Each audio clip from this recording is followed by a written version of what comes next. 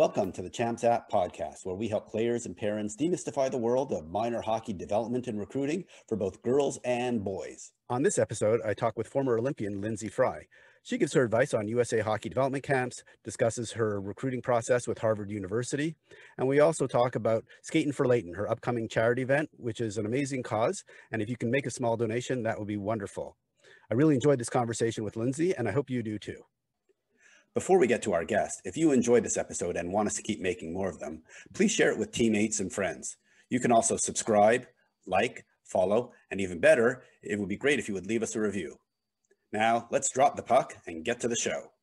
I'm very excited to have Lindsay Fry on the Champs App podcast. She is from Chandler, Arizona. She spent 4 years at Harvard University playing on the women's hockey team.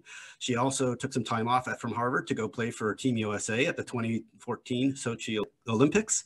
And she is currently the director of female hockey with the Arizona Kachinas. She is also the radio color analyst of the Arizona Coyotes. And most importantly, she'll be skating for Layton on February 21st. So welcome to the podcast, Lindsay. Thanks so much for having me. This is awesome. Lindsay, I'll start off asking everybody a little bit about their hockey history. Really like to focus on before the time that you went to Harvard and how you became such a great hockey player, and then kind of how you progressed through your youth hockey career. Yeah, so I didn't really grow up in the hotbed of hockey, so to speak. I grew up in Arizona, as you said, and there really wasn't a lot of hockey here when I was growing up. I think I started actually as a roller hockey player after falling in love with the Mighty Ducks movies. And when I was 4 or 5 years old, the Coyotes had come here in 1996, and rinks started being built in the Phoenix area. And so one of those rinks was built in my hometown of Chandler. And so I went out, tried it out, loved it. But there were less than 20 girls in the entire state of Arizona when I was born playing hockey, like between the ages of 6 and 19. It was very, very small. So I had no option. If I wanted to play, I was playing with the boys. So I actually started out playing with the boys, played boys travel hockey from the time I was a mite all the way until I was second year Bantam. And that was back when, we could check at Pee Wee. So I played 4 years of full hit of hockey with the boys, and I loved it. I was like a head taller than all of them. I was definitely a thumper out there on the ice. So I loved it. Can I ask you something about that early, development of your hockey? How did you become such a good hockey player at that age so that you can compete with the boys and keep up with them? Were you doing stuff off ice? Was it multiple sports? What made you such a good athlete and a good hockey player at that age? No, I mean, I wish I had a better answer. I really wasn't a multi-sport athlete. I wish I would have been.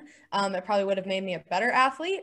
But yeah, I think for me, I just, I would practice off the ice here and there. I loved throwing my rollerblades on and just messing around in the backyard and being creative. But I think I was really lucky. I had some awesome coaches who were very development focused over wins and losses focused. One of my coaches who I had for 4 years, his name was Kent Schmidtke. He played D1 at University of New Hampshire and just an amazing guy. Who really was there. I mean, our parents, I remember, would get frustrated when he wouldn't sit kids in a big game because his mindset was, I'm here to develop everybody, the best player and the worst player. Like I'm here for the kids, not for you. Sorry. And so I think that really paid off. He was very fundamentals focused, really ensured that everybody understood what we were doing. I went to some camps here and there in the summer. But I mean, honestly, I think I was just very fortunate to be pretty naturally talented. And that, bit me in the butt later when I got to Harvard and we'll get to that realized, I gotta work hard too. But yeah, so he was kind of the most influential boys coach that I had throughout my time playing youth boys hockey. And I would have kept playing, to be honest, through midgets and, probably my whole career if I could have, but my goal was I wanted to play on the Olympic team someday. So I knew the next step down was, all right, I got to play Division I college hockey. And I wasn't going to get recruited playing on a boys team in Chandler. So my family and I mean, we were looking at all different options. We were looking at prep school. We were looking at, there was a team called the LA Select a long time ago, but we ended up landing on the Colorado Select. A friend of mine who ended up playing Division I at University of Vermont, she and I traveled from Arizona to and from Colorado once, twice a month on weekends. And we would practice with my brother's boys team when we were at home. And so it was a big commitment. Sorry to interrupt you, but what I failed to mention at the start is you also have your own podcast called the Lindsay Fry podcast. And there's actually one of my favorite episodes is you talking to, I believe it's Aaron Kane. And you talk about, should you leave home to play hockey? So I would suggest all the listeners who want to just explore that topic to listen to that episode, because you do a fabulous job of describing what your life was like commuting back and forth from Phoenix to Colorado. And we, you know, and I appreciate the plug for the podcast. The thing is like for us, we knew, being from Arizona, that we were going to have to leave to go to college. Like there was no option. We didn't even have club hockey here at our colleges at the time in Arizona. So for us, I think it was, you know, we've accepted the fact that we're going to have to be away from home and away from our families for college. So we might as well be as close to them as we can while we're still in high school. And so I think for us, that was really a big motivator as to not leaving to go across the country to go to prep school. That was just us. Some people love it. Like some kids absolutely love prep school. So yeah, I mean, I think it's really personal. You have to figure out what you want. You have to be self-aware enough to know what you're going to be successful in. I would have crumbled if I was barely mentally mature enough to leave home for college, let alone high school. Some kids are totally different. So it's really just what's going to be the best fit for you.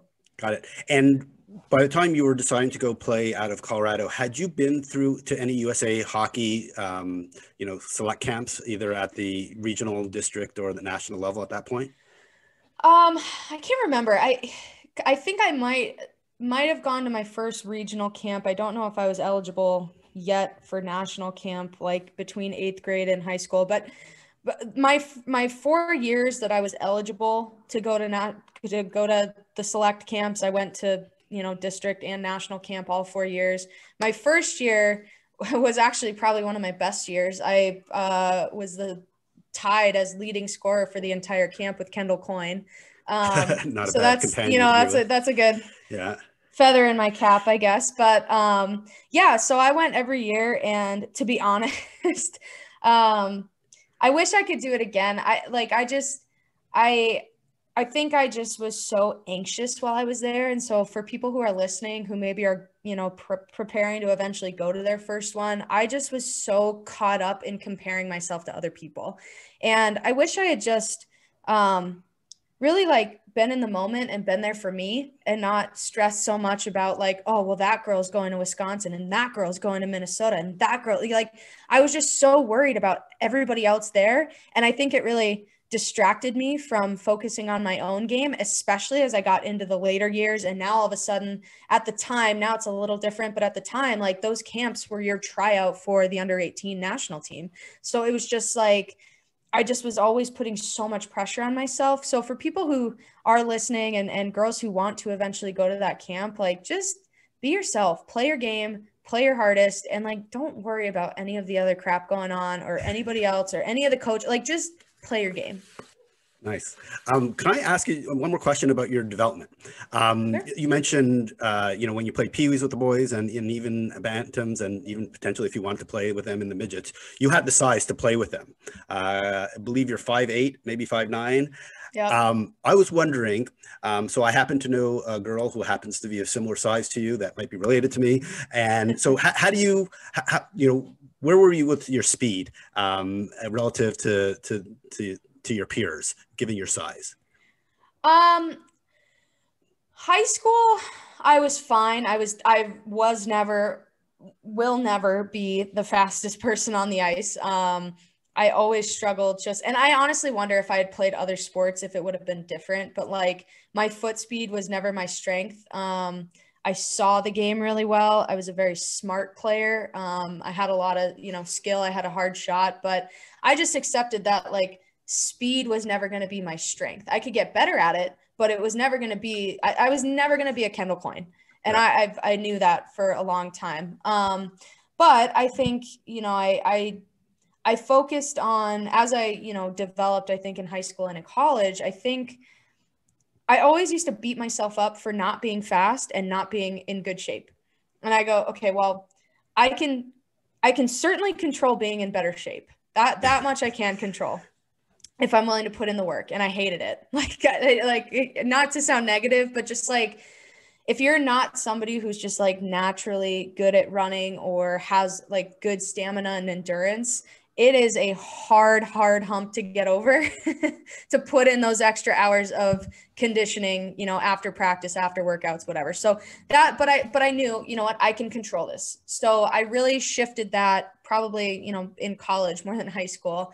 But I think you know, you had to find a balance between like, look, I recognize that I'm a big, tall player. I'm probably never going to be the speediest, quickest person out here. So how can I find the balance between developing what I'm good at and getting even better at it to really be like that threat there, but also still develop the things I'm not as good at. And I think so many people, you can either go like one direction, either left or right with that. And I think both can hurt you. You have to find that middle ground. Like you can either be like, all right, well, my shot sucks, so I'm never going to focus on that. I'm just going to worry about everything else because I'm never going to be good at shooting.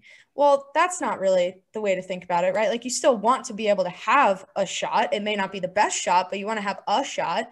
At the same time, you don't want to just assume that you're like always going to be good at the things you're good at and only focus at the thing that you're bad at for a while. So you have to find a way to kind of like balance what skills you're working on and find that good mix that works for you to make you the best player. And honestly, like that's what your coaches really are there for. They're there to kind of help you find that perfect mix of where you should be focusing your efforts in your development.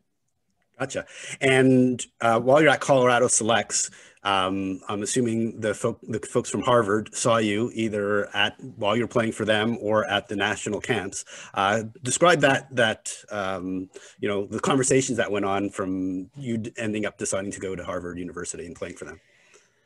Yeah, I think it was definitely a mix of seeing me at national camp and, you know, I played on the under-18 team my junior and my senior year, which you're pretty much, if you can make it to that level, you're going to be on every college's radar to some extent, or they're at least going to know who you are. But yeah, I mean, Coach Stone and I had a lot of good conversations. The assistant coaches at the time, we had a lot of good conversations. I was probably something that I'm really passionate about educating kids on as far as the recruiting process is concerned. It's just like being able to have a phone conversation. It's amazing how kids just clam up. And I was one of them. So I can say this where, you know, they get on the phone and the coach is excited to talk to you and they want to get to know you as a person to see if you're going to be a good fit for their program. And kids just are like one word answers like, yep, good. Yeah, I'm excited. Like, you know, so it's really important to have confidence when you're speaking to these coaches. You know, obviously you don't want to be arrogant, but be confident. They're talking to you because you deserve to be talked to. You've put yourself in a position to have that conversation with them. So yeah, we had a lot of good conversations. I was also being heavily recruited by Cornell. And to be honest, was like probably leaning more toward Cornell. Yeah. And, but, you know, after a lot of conversations with my family, I think they, I am like much more of a city girl than I am a rural girl. Yeah, two very different locations. Very, very different experiences. But it ended up being great. And I'm so happy I chose Harvard. And I remember like the big thing for me is, you know, there are a lot of girls out there who have phenomenal grades, could, you know, if they're a good hockey player, they have the opportunity to potentially go to an Ivy League school. And you have some women who are like, you know what? No, it's not for me. I don't want to go Ivy.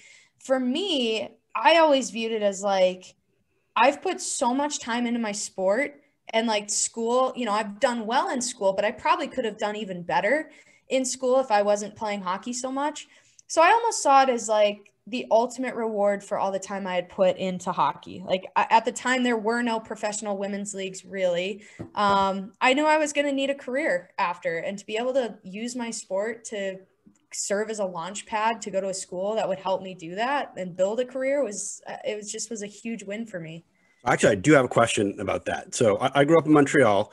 My parents had some friends whose daughter was a goalie for Harvard in the early 80s, 81 to 85. And that was the first time I ever heard about girls playing hockey or women playing hockey. And she was going to Harvard. And what stuck on my brain is A, girls play hockey at college. And two, Mm-hmm. how does she have time to play hockey when she's going to Harvard? It is the top school in the world. Can you describe how you balance hockey with the academics? Because I just think of Harvard, every course is really hard, and how do you get through it? Um, there's kind of this joke that we have, like the hardest part is getting into the school. Once you're there, you kind of make it as challenging as you want to make it. But the reality is we never knew anything different. So like I have nothing to compare it to. I still don't. I don't know what my workload in college was relative to what somebody who was going to Minnesota's workload was. Like you get in and you adjust and you adapt and you figure it out. I mean, we would usually have like 2 to 3 classes a day. You head to the rink, you do your workout, you do your on ice practice, you go eat dinner, and then you do your homework at night, and you just kind of get into your routine and get into your groove. And you are always busy. I will say that. I mean, I think that's probably just a Division I athlete thing in general, regardless of where you go. But yeah, I mean, it's really as hard as you make it. When I started, I was a mechanical engineering major, and I hated it because really what I wanted to do was build rides for Disneyland. That was like the ultimate dream. Yeah. Yeah. And I think what I ultimately realized about myself is that while yes, I would have loved to be an Imagineer, I still would someday, somehow. But what I really love is being creative and being able to like put a smile on the face of kids. I get to do that in coaching. I get to do that in, so many different ways now. And I didn't have to be an Imagineer to do it. So, I mean, I think I just got to a point where I'm like trying to do this degree, this very, very challenging degree while being a Division I athlete and not being very good at physics isn't setting me up for success. So I ended up switching majors halfway through. So yeah, I mean, it's really what you choose to make your experience. I had friends who, I'm not going to say they breezed by, but they definitely, didn't work as hard as people would expect, the Harvard student to be working. Got it. Got it. So speaking of working hard, just due to time, I'm going to keep us moving a little bit here, is you were thinking about possibly playing for the Olympics, but you had a conversation with your coach, Katie Stone, about the changes you needed to make in your development to become in consideration for the national team. Do you want to just talk about that a little bit? Yeah. So, I mean, going back a tiny bit, I played on those 2 under-18 teams, my junior, my senior year of high school. Came into college like very out of shape. I thought I was going to be a first line starter. I was like third line, maybe in the mix here and there. So that was a really humbling experience. And then, and I really struggled to adjust to college, just academically, hockey, like I just really struggled to adjust. And then 2 days before Christmas, my freshman year, my best friend passed away in a car accident.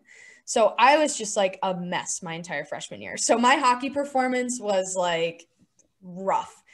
My sophomore year, I had a little bit better of a year. I really hadn't been invited to a senior national camp for, a year and a half. So it kind of seemed like, the opportunity was fading away. But I ended up having a really good sophomore year. I had a game, back-to-back games. I scored 4 goals in one game and 3 goals in the next game. And probably like the highlight of my, career.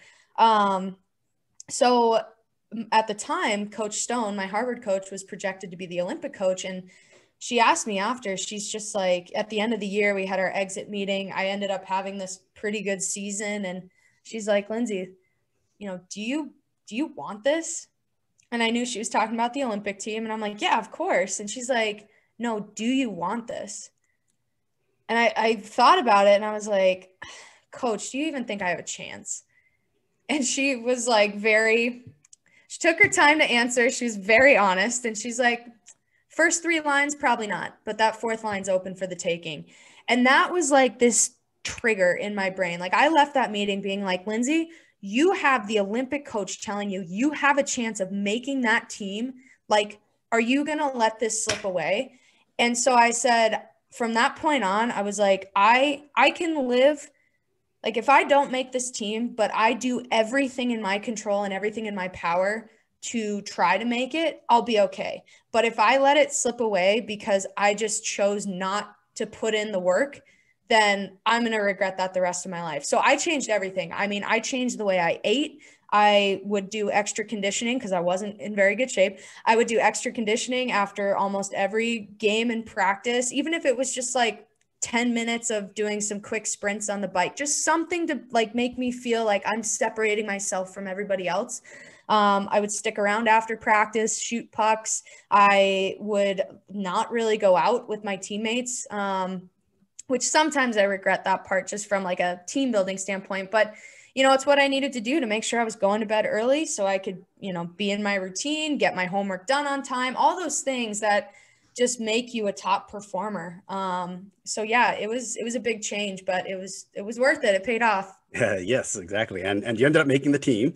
Yep. I, as I mentioned earlier, you have your own podcast. So they're by far the best episode that you have to me, or at least in my opinion, was the one you had with Josephine Pucci, which is titled "What It's Like to Make and Play on the Olympic Team." So if you want to understand the details of it, we can have you back on the podcast another time to talk about it. But I would encourage folks to go listen to that podcast. So I'm going to actually transition then to kind of the end of your Harvard career, where you came back after the Olympics by the way, for folks who don't know, you won the silver medalist. And so that's a pretty awesome accomplishment. So we'll move forward though to your winding up your career at Harvard. I understand you had some injuries in your fourth year, but you had an amazing team. Talk about deciding to, finish school and then starting Lindsay Fry hockey and coming back to Arizona. Yeah. So, I mean, our careers at Harvard ended like just about as good as you could have. We obviously would have loved to win the Frozen Four, but we ended up being the runner-up. We won everything else we could have won that year. It was an incredible way to go out. Like you said, I had a torn hip pretty much the entire year. So I got surgery right after, and I was ready. I was ready to move on. I think, for me playing at the Olympics, it was so unique in that I was the first hockey player, male or female, from the state of Arizona to do it. And I think I felt a lot of responsibility with that. And I knew that I wanted to go home and make an impact in some way. I didn't know exactly what way, but I wanted to come home and make a difference. So I ended up going home after college. Really had no idea what I wanted to do. I was doing some stuff here and there for the Coyotes, just contracted appearances, or I would go out and do like a girls clinic with them, every once in a while. And I said, all right, well, I'll run a hockey camp in Arizona. I'll run one in Colorado. I'll kind of give back to those communities. And then I don't know what I'm going to do. Like, I had no plan. And the ironic thing is I really didn't want to get into hockey as a career. I kind of looked at that as this like waste of my education, as terrible as that sounds, because all my friends were going to like work on Wall Street and going to be doctors and lawyers and getting their doctorates and all this stuff. And I was just like, yeah, I can't go into hockey. So anyway, I was like, I'll do these camps, see how it goes. And then, I'll kind of move on from there. But what I started to realize is that, there were all these other places in the country where there were girls playing, but nobody was going to see them. Nobody was going to work with them, especially like an Olympian. And so I was like, man, I'm going to just do some Googling of like the most random places I can think of. So I literally Googled Alabama girls hockey, Georgia girls hockey, New Mexico girls hockey, Oregon, like just all the places where I didn't even know if there was girls hockey or not. And within my first year, I had run 12 camps and in all of these kind of obscure places throughout the country. And I fell in love with it. And I really fell in love with the business side. Like, I had no idea that I was doing sales. I didn't realize I was doing marketing. But I loved it. And You're an entrepreneur. Yeah. So that's kind of where that entrepreneurial, creative, Imagineering brain came into play. And it really kind of jump-started my business career, where I realized, wow, I can have a career in hockey, not as a hockey player. And so I ended up going to business school in 2016. And yeah, ended up getting hired by the Arizona Coyotes. And you are now the director of the girls hockey program with the Arizona Coyotes, or the Arizona Kachinas as the girls teams. And you have one of the most impressive programs out there. First of all, you now have your own arena, which I'm sure every single city is jealous of your own arena just for the girls. Because I know, at least in San Jose, there's always challenges of getting ice time for the girls because the AAA boys always get priority. Yep. And talk a little bit about that. The Coyotes Community Ice Center in Mesa, whose logo's right behind my head if you're watching this on video. And then maybe just talk a little bit about the kind of the different priorities you're putting into growing. I know you did a recent podcast about Give Hockey a Try, which we've seen remarkable success in the Bay Area.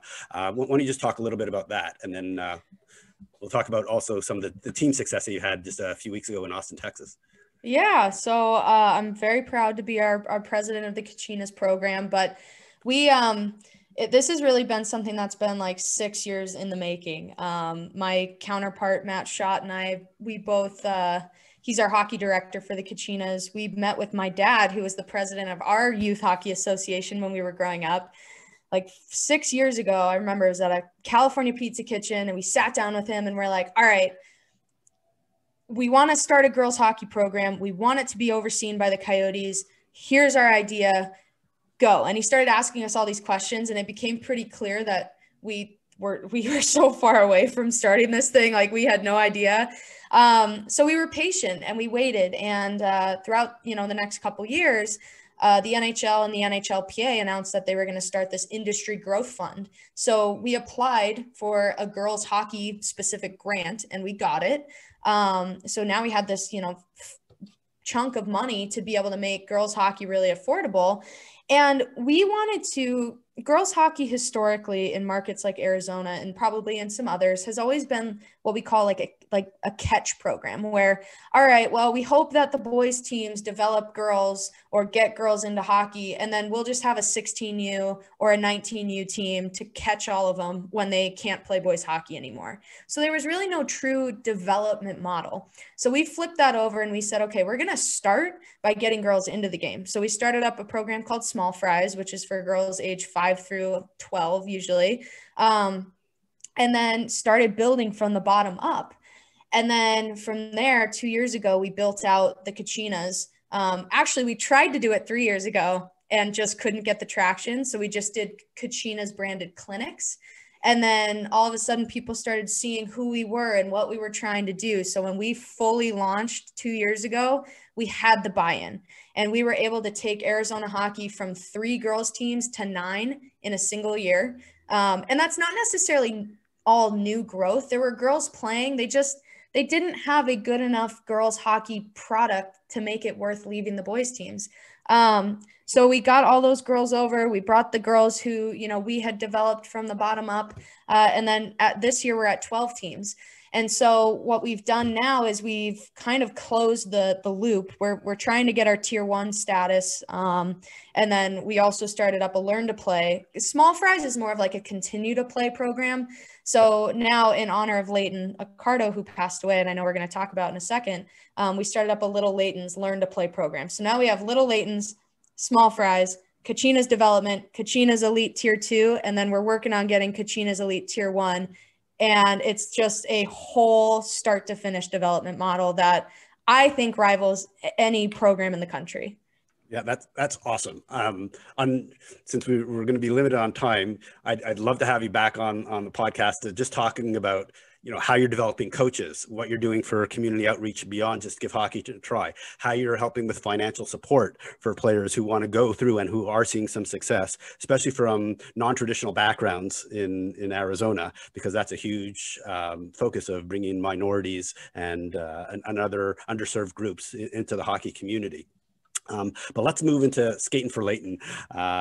Let's talk about Leighton Accardo and kind of what you're doing with her and the charity raise that you're doing next weekend.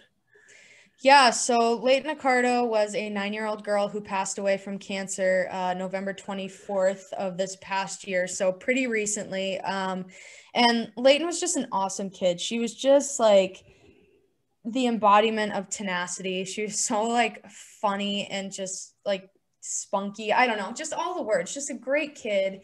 She was a hockey player, a baseball player, just like a super athlete. So she never let her cancer get her down. She battled for about a year and a half. In 2019, she was an honorary member of the Arizona Coyotes. She signed a contract for a day for our Hockey Fights Cancer Night. It was incredible. She was like the star of the show. And I think just the entire organization, including the players and the coaches, just like fell in love with this kid. So she's really been a part of, you know, just the fabric of our organization for the last year and a half, 2 years.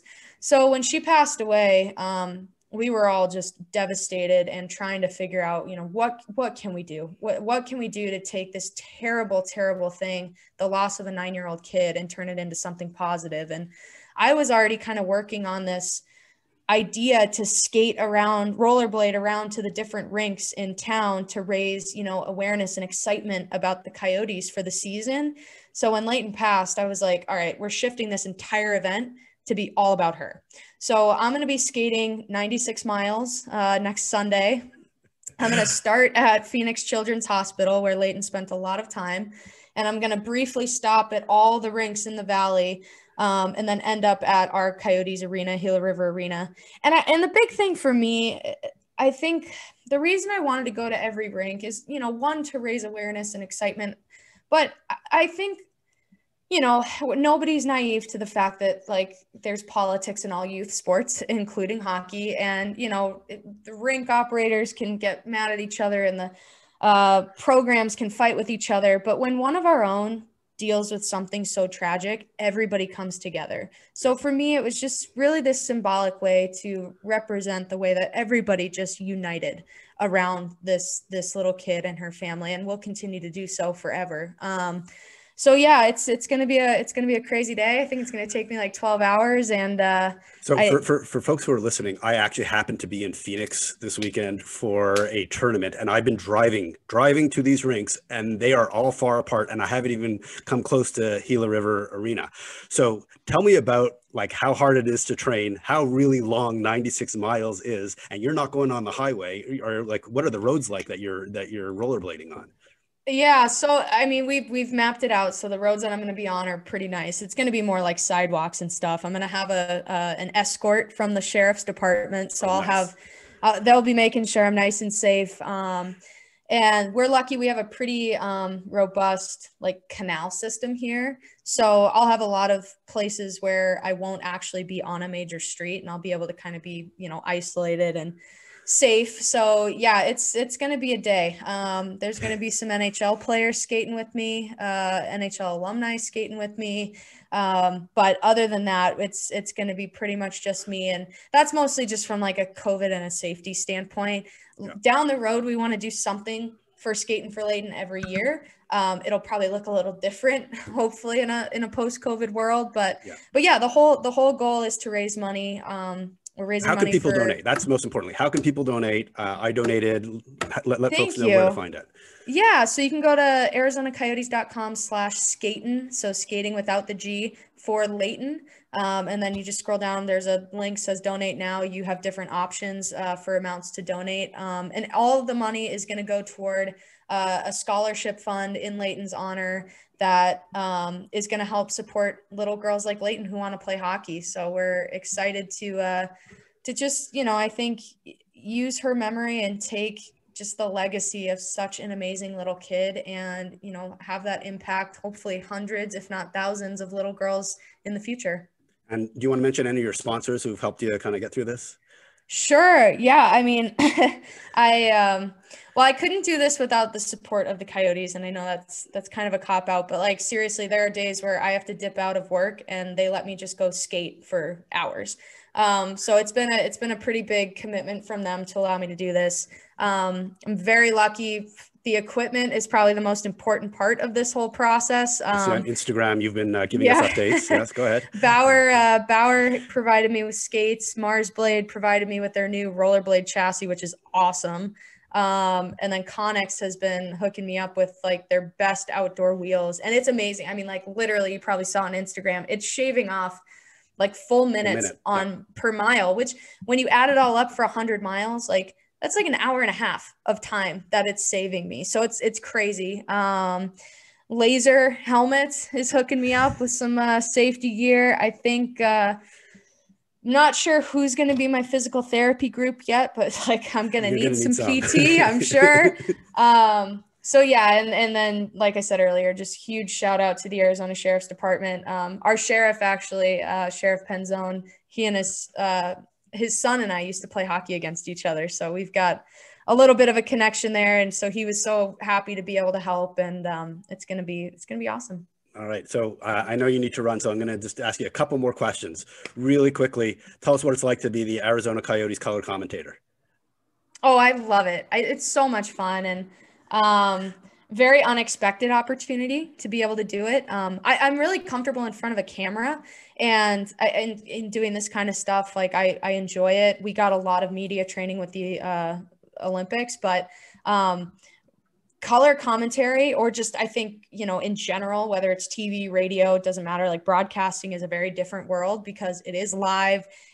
You have like brief moments where you get to jump in. So it's been a little bit of a learning curve, but I'm having so much fun with it. And I'm very fortunate that our entire broadcasting team, for the most part, is all male, but they are like the biggest supporters of me. And just, they love elevating female hockey players who, they see as equals. And I think that's been probably one of the coolest experiences. And then just, getting to be a role model for young girls who maybe want to go into broadcasting and haven't really had the opportunity to see many women in broadcasting for male sports. So yeah, I'm having a blast with it. Nice. Okay, last question. So last weekend you got married, and I'm sure your parents were there. I just want to know, how proud are your parents based on all of your accomplishments so far? I mean, you must be the parents' dream kid. Well, my brother's pretty cool.